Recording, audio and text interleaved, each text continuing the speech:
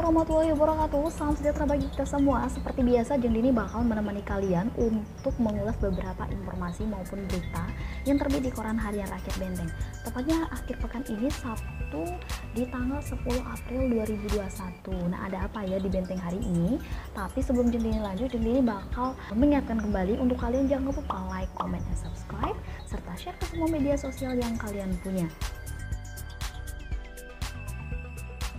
Untuk berita utama hari ini yaitu proyek jembatan Tabat Runjang yang senilai 25 miliar rupiah diusut jaksa.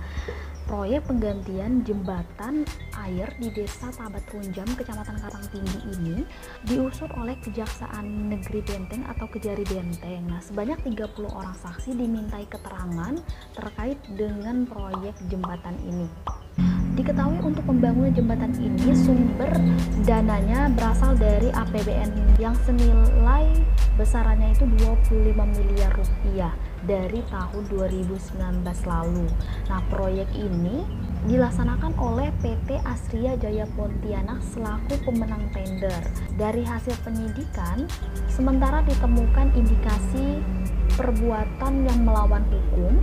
Kemudian daripada itu pihaknya masih akan melakukan penentuan kerugian negara dan tersangka yang terlibat dalam proyek ini.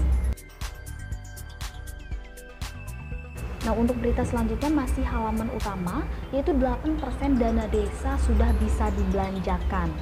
Untuk kantor pelayanan pembendaharaan negara atau KPNN telah menyalurkan dana desa senilai 5 miliar ke seluruh desa. Nominal ini merupakan 8% dari total dana desa di Benteng, peruntukan khususnya untuk penanggulangan COVID-19.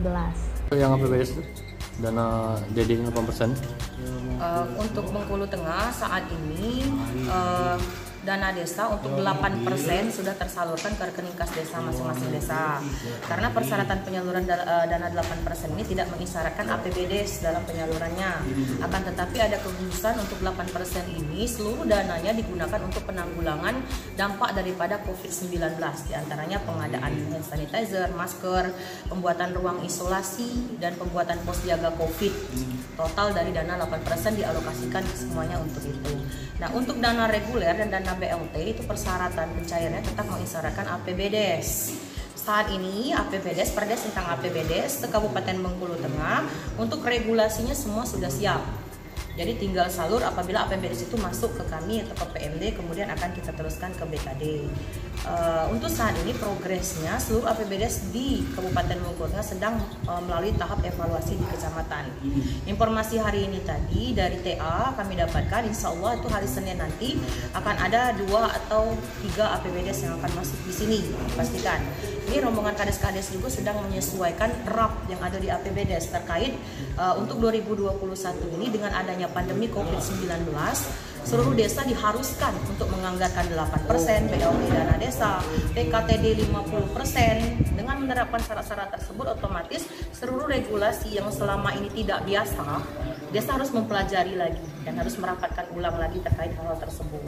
Jadi peruntukan atau penggunaan dana desa 2021 untuk Kabupaten Bengkulu Tengah kita didasari oleh perbuk prioritas, 5 perbuk sudah kita susun, perbuk SBU juga sudah jadi, sedang berproses, itu intinya. Ketika APBD sudah jadi, akan segera dilakukan penyaluran dana desa.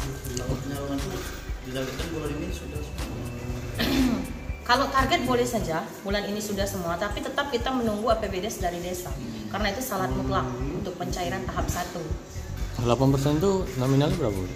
Kalau masing 8% itu dari total dana desa beraneka ragam.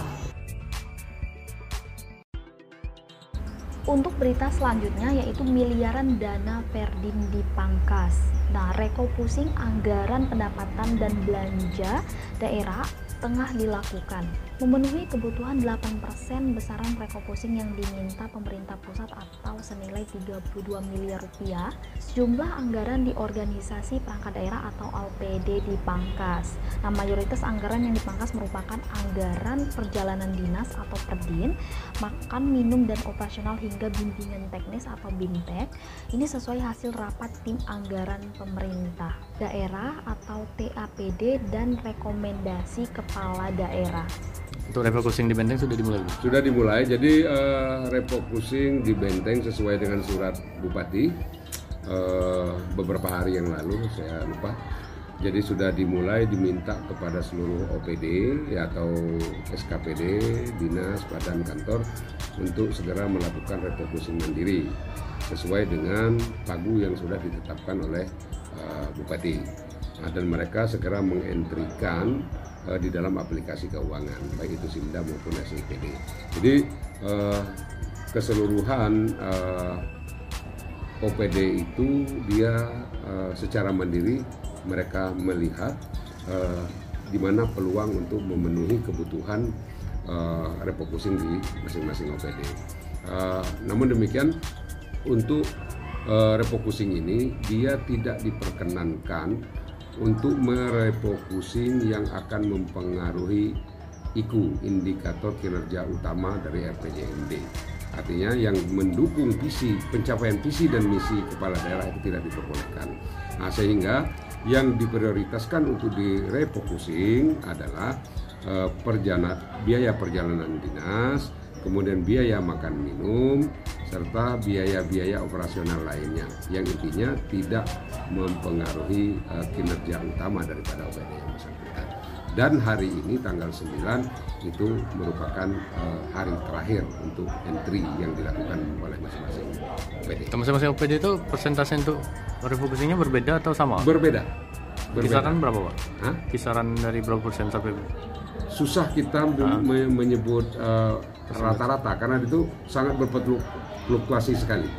Jadi mungkin ada yang cuman berapa persen, ada yang agak besar, itu sangat-sangat tergantung. Jadi walaupun besar biayanya, belanja yang ada di dinas itu belum tentu besar yang direfocusing karena ada pendekatan tertentu yang dilakukan untuk masing-masing OPD. Karena kita tidak menghindari untuk merefocusing yang mengganggu kinerja utama itu tadi.